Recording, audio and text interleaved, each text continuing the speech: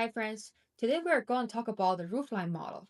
If you ever use a GPU for your model training or inference, one thing you wonder is that what kind of GPU should I choose? You'll be reading about the specs, analyzing your algorithm, but how do you put everything together? How do you compare and know which GPU should you choose based on what algorithm you are training? The Roofline model is a way for us to know how to choose the right GPU and how to optimize your algorithm. So we'll start with three main bottlenecks of GPU performance. First of all, it's compute. Essentially, it means that how much math can a GPU do in a certain amount of time. It's measured by flops, which means float operations per second. So you can imagine your GPU can do plus, minus, divide, and multiply those basic operations, and compute is a measurement of how many such math operations can a GPU do in a second. So the second bottleneck is the bandwidth. So bandwidth essentially measures how fast you can move data between your compute core and your memory in your GPU. So the way GPU works is that it has two major components. One is the compute core, the other is memory. In order to compute, the compute core has to communicate frequently with the memory. So bandwidth is essentially a communication bottleneck. And lastly, we have memory. So imagine you are training a model. You have forward pass that gives you activations. And also you need to store the model itself, which is the weights. And as you are running the optimizers, you have the optimizer states. And all these things need to be stored in memory. So if your GPU doesn't have enough memory, of course you will see OM errors. So another analogy of this is we can think about the GPU bottlenecks in the analogy of a kitchen. How fast you can compute is essentially how fast you can produce dishes, which can be thought equivalent as how many chefs can you have.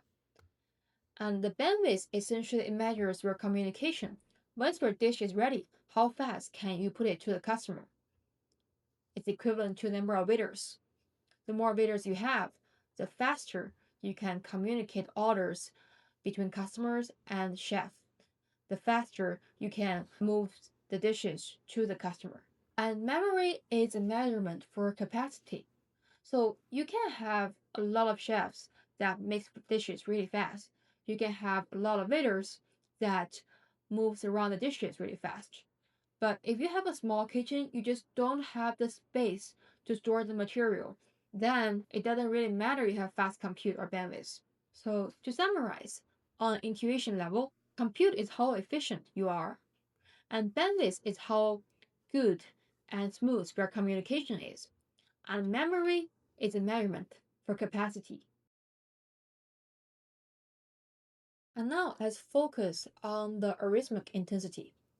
So essentially, when you want to find the right GPU, you first need to analyze your algorithm, how complex your algorithm is, and what kind of bandwidth and compute is needed. So arithmetic intensity is a way to measure that. Let's look at a concrete example.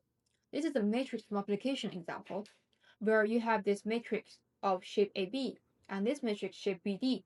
When you multiply them, you want to get a matrix of shape A and D. So the compute measures how much basic math operations you run. Here is 2 times ABD, and the memory here, what we're talking about, essentially how much data you want to move. So here you can imagine you want to move input data from HBM to compute core. So input data size is AB and BD. And also when the compute core have the output ready, it want to move the output from the compute core back to the memory. So this is AB plus BD plus AD. This is the data movement. Arithmetic intensity measures the compute this algorithm needed divided by the data that it needs to move. You can imagine that if you have a low intensity algorithm, essentially that means that you have lower compute compared to the data you need to move.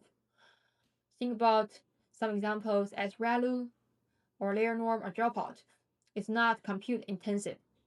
But for algorithms such as attention and matrix multiplication, these are the kind of algorithm that has much higher compute compared to the data it needs to move.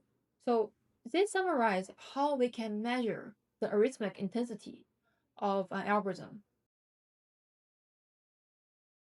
So arithmetic intensity measures the algorithm itself. We also need to know about the hardware limit. That's why we need to look at the hardware specs. So here I show two. One is H100 and the other is L4. So similarly as algorithm intensity, we look at compute and bandwidth. If you look at here, Flow64 and Int8 tensor core, all of them are measurements of compute abilities for this chip. As you can see, if you use tensor core, it is usually more powerful than without tensor core. And also you can see the bigger your float operations, the less the flops. Just based on the measurements of float 32 operations, you can see H100 is about double the compute of L4 GPU. But then what about memory? So GPU memory for H100 is also much larger than L4. The thing we care most about is also about the GPU memory bandwidth. So this measures how fast you can move the data from compute cores to HBM memory. You can see H100 is very fast, 2.35 terabytes per second, whereas L4 is 300 gigabytes per second. So as we can see, L4 is a weaker GPU, and if you also look at the ratio here for float 32, H100 is 67 teraflops, whereas L4 is about 30.3 teraflops. So H100, in terms of compute, is double the compute of L4. But what about memory bandwidth? If you look at here, memory bandwidth, the H100 memory bandwidth is 3.3 terabytes, whereas L4 is 300 gigabytes. If you solely look at GPU memory bandwidth, we can see that H100 is 10 times more efficient at communication compared to L4. So what does this mean?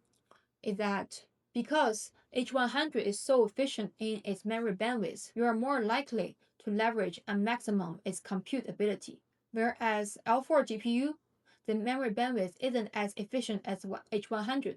So compared to H100, an algorithm in L4 is more likely to be bandwidth bounded compared to compute bounded.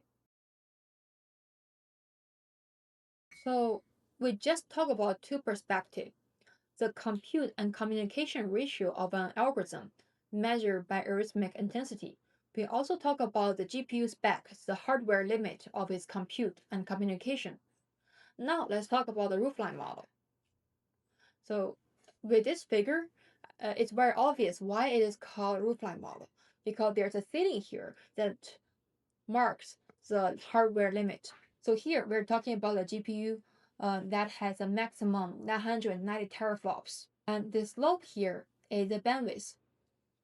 So you can imagine here, the bigger your bandwidth, the more slanted this line is, the faster an algorithm will reach the compute bounded area. But look at the x-axis here. It measures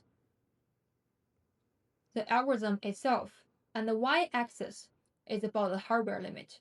So with a less arithmetic intense algorithm, here we're talking about less than 295, this algorithm is more likely to be bounded by bandwidth. Whereas if your algorithm intensity is higher than 295, then essentially it will be compute bounded. So you might be asking, what is this 295? This 295 is the compute flops of the GPU divided by its bandwidth. So essentially, with the Roofline model, and you get your GPU specs and mark them on the y-axis and the slope. And you can compute and get your own arithmetic intensity and figure out if you are right now bandwidth bounded or compute bounded. Okay, now that if you know you are memory bounded or compute bounded, we need to know what are the optimization strategies. First of all, we'll talk about the situation where you are memory capacity bounded. This is easy to identify, usually by looking at OM errors, and you can do profiling to understand your memory usage. So there are a few perspectives. In addition to getting a bigger chip that has bigger memory, you can also optimize your data. You can use smaller data types like mixed precision. You can store less data into your machine but enable gradient checkpointing and shard your model into multiple machines. But when you are bandwidth bounded, you can always get bigger and faster GPU chips. But here, we're talking more realistically how we can optimize your model to fit the GPU. So if you're bandwidth bounded, that means that you're communicating and moving data too often compared to your compute. The way to mitigate this is to increase batch size and also group your compute together by using operator fusion. And lastly, if you're compute bounded, you're just making too much computation. You can either use lower precision, as we just talked about in the GPU specs. If you use lower precisions, for example, flow 32 versus flow 64, you can see the GPU can compute much faster using lower precision. Here it is 67 teraflops compared to 64 teraflops. You can also always compute more parallelly and scale horizontally. So today we talk about Roofline model, which analyze your algorithm and your chip from the perspective of compute and communication ratio. We also identified the three bottlenecks, including memory, bandwidth, and compute. So that's it. Thank you for watching. I'll see you next time.